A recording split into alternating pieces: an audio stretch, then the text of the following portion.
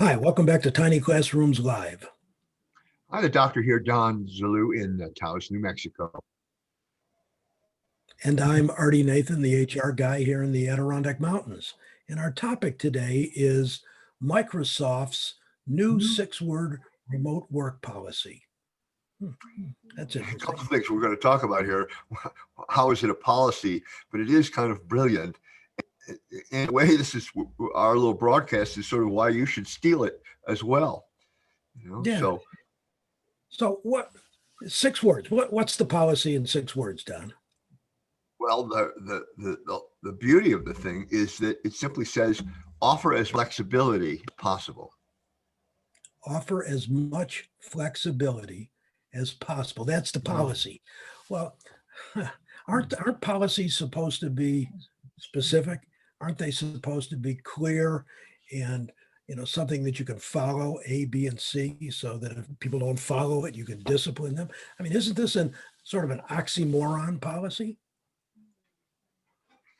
It is, but it's not so much based upon the rules of the road, do this, don't do that. But it's really a statement of business strategy that's intelligence. And I think it kind of provides the ability for people at Microsoft or wherever to make emotions work for them instead of against them. Well, that's interesting that you have business philosophies uh, sort of imitating policies.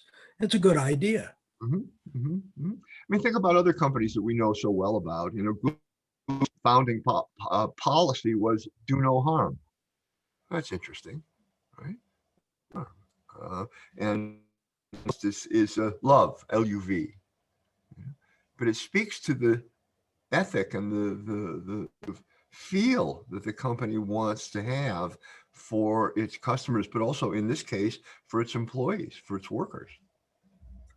Well, that's interesting. If you focus on flexibility, then I guess you're dealing with the individual. And if you're dealing Right. with the individual, then you're probably promoting employee satisfaction.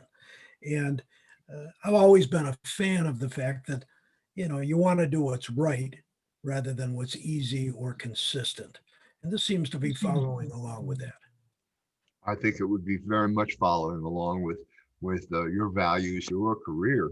And let's remember, employees aren't just workers, they're individuals. They're real people with different work styles and tastes and preference.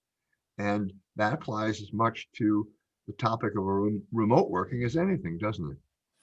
Yes, it does. And, it probably will help managers eliminate the bias about people working at home. Because work from home was always sort of taboo in the past, managers always felt like Mhm. employees were getting away with something. Maybe they weren't working as hard.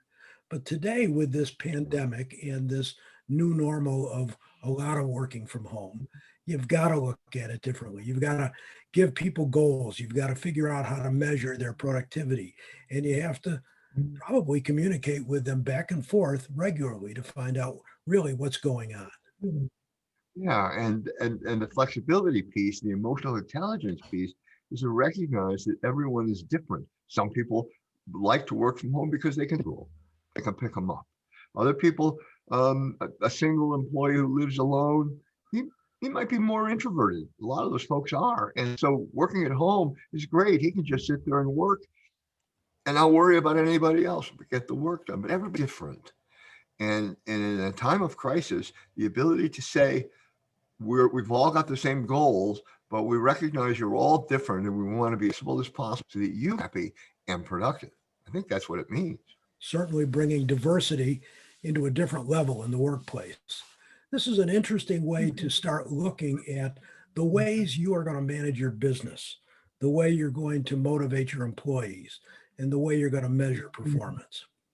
It is, and and it's very interesting, a little bit of a shift and evolution of we've got 6 months of experience in this thing now, and companies are beginning to say, okay, now we're in it for a while. Let's see what we've learned. Let's see what we do uh, to make this even better and speak to the values of our company and the value we place in our employees. I think it's pretty slick.